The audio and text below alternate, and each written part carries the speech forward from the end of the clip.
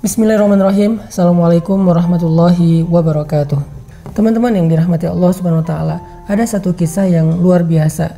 Kisah ketika malaikat Jibril menangis. Teman-teman pernah dengar malaikat Jibril menangis?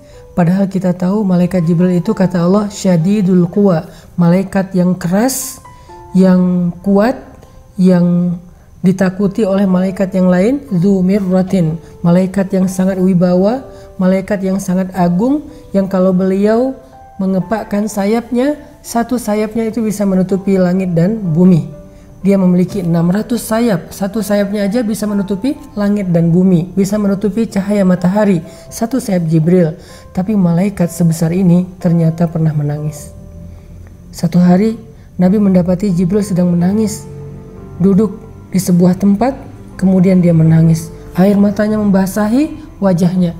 Kemudian Nabi bertanya kepada Jibril, "Wahai Jibril, ma yubki, kenapa engkau menangis?" Jibril kemudian menoleh ke arah Nabi dan mengatakan, "Ya Rasulullah, bagaimana saya tidak menangis? Sejak saya melihat neraka Allah, air mata saya selalu mengalir karena takut kepada Allah Subhanahu wa taala." Takut kepada Allah Subhanahu wa taala, takut akan azab api neraka. Sampai malaikat Jibril aja takut diazab api neraka. Semua kita berdoa dan berharap kepada Allah Subhanahu wa taala supaya termasuk di antara orang yang dijamin masuk surga dan dijamin terbebas dari api neraka. Karena jaminan Allah Subhanahu wa taala itu adalah jaminan yang paling kuat. Bahkan Allah Subhanahu wa taala menyebutnya di dalam Al-Qur'an dengan istilah urwatul wusqa, tali yang tidak mungkin terputus.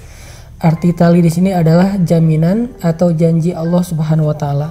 Sehingga siapapun yang mendapatkan jaminan mutaqa'u minan nar, terbebas dari api neraka, berarti dia termasuk orang yang sangat beruntung. Gak ada yang lebih beruntung daripada itu. Karena ketika dijamin terbebas dari api neraka, berarti dia terjamin masuk surga. Soalnya di akhirat gak ada tempat kecuali dua. Kalau gak surga, berarti neraka. Sehingga siapapun yang terbebas dari api neraka berarti tempatnya di surga. Atau sebaliknya, siapapun yang tertolak dari surga dan tidak mencium aroma surga berarti dia tempatnya di neraka. Siapa orang yang dijamin terbebas dari api neraka menurut Al-Quran dan hadis? Banyak. Orang yang pertama kalau kita baca di dalam hadis adalah orang yang melaksanakan sholat subuh berjamaah.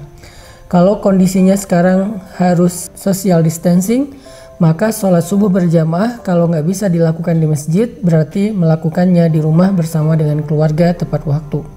Nabi SAW bersabda, siapa yang melakukan sholat subuh berjamaah di masjid, fahuwa fi zimmatillah, dia berada dalam jaminan Allah. Allah yang menjamin dia di dunia dan di akhirat. Sehingga sholat subuh berjamaah tepat waktu yang mungkin sedikit agak membuat kita harus bersusah payah, tapi ternyata balasan di sisi Allah jauh lebih besar.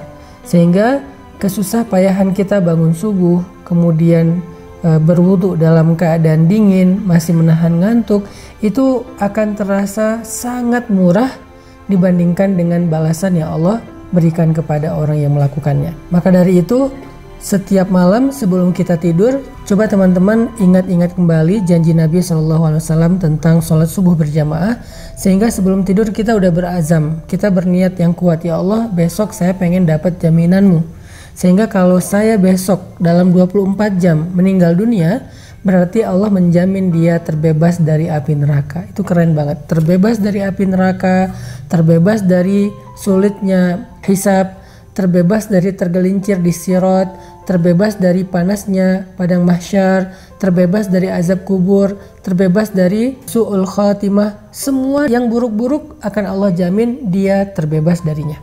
Dan jaminan Allah itu nggak hanya berlaku di akhirat, tapi juga berlaku di dunia. Artinya dia terbebas dari sifat munafik, dia terbebas dari kekufuran, dia terbebas dari musibah-musibah yang menimpanya hari itu.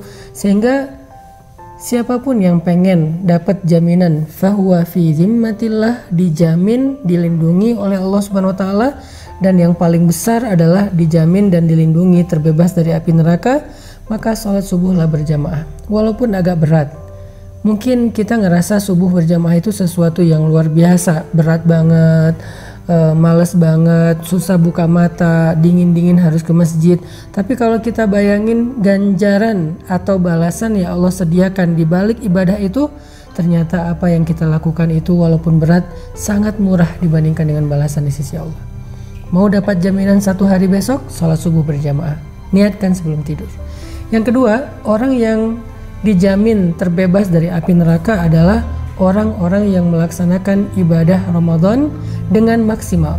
Dia melakukan ibadah puasa dengan sempurna, dia melakukan ibadah sholat tarawih dengan sempurna. Kemudian dia memperbanyak amal-amal sunnah di antara kedua ibadah ini. Di antaranya dia melakukan ibadah zikir, dia tilawah Al-Quran, dia sholat sunnah, dia memberi makan orang yang berbuka puasa, dia kemudian bersedekah, dan banyak lagi amal-amal soleh yang dia lakukan sepanjang bulan Ramadan. Maka dia termasuk orang yang kata Nabi utaqa'u minan nar, dijamin terbebas dari api neraka.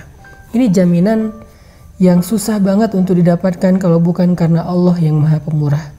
Kalau bukan karena Allah Maha Pemurah, untuk terbebas dari api neraka itu susah banget. Bahkan neraka itu selalu merasa lapar untuk melahap manusia-manusia yang banyak dosa.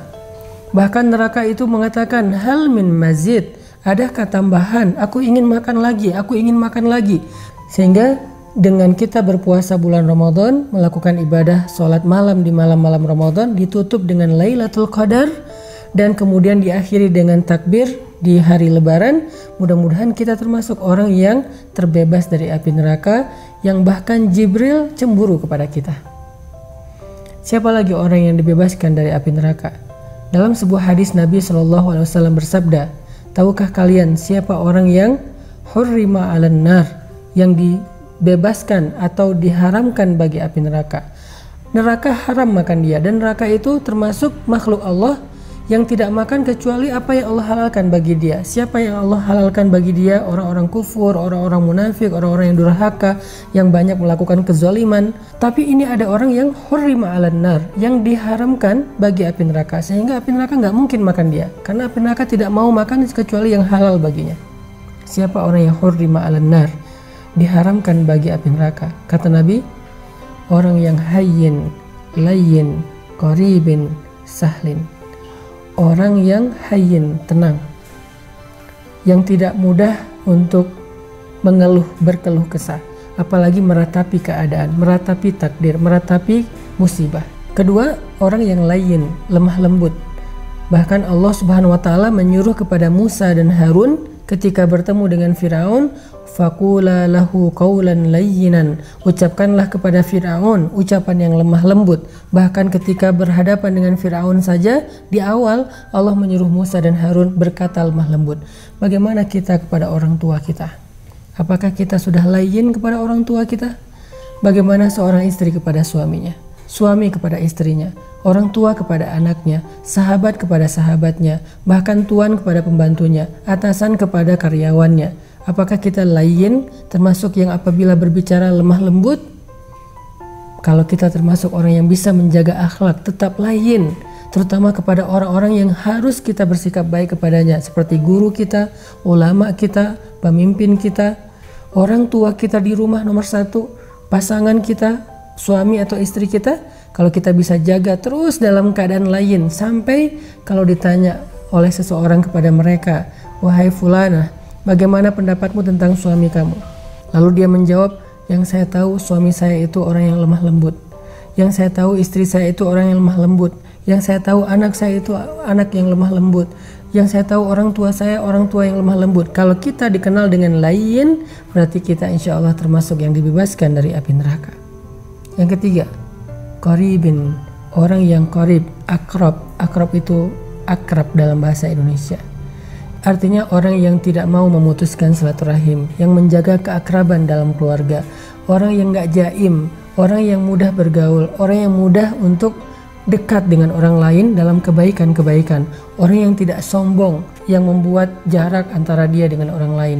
Kalau kita bisa dekat bahkan dengan anak yatim terutama, siapa yang dekat dengan anak yatim di dunia, maka dia akan seperti ini di surga dengan Rasulullah SAW.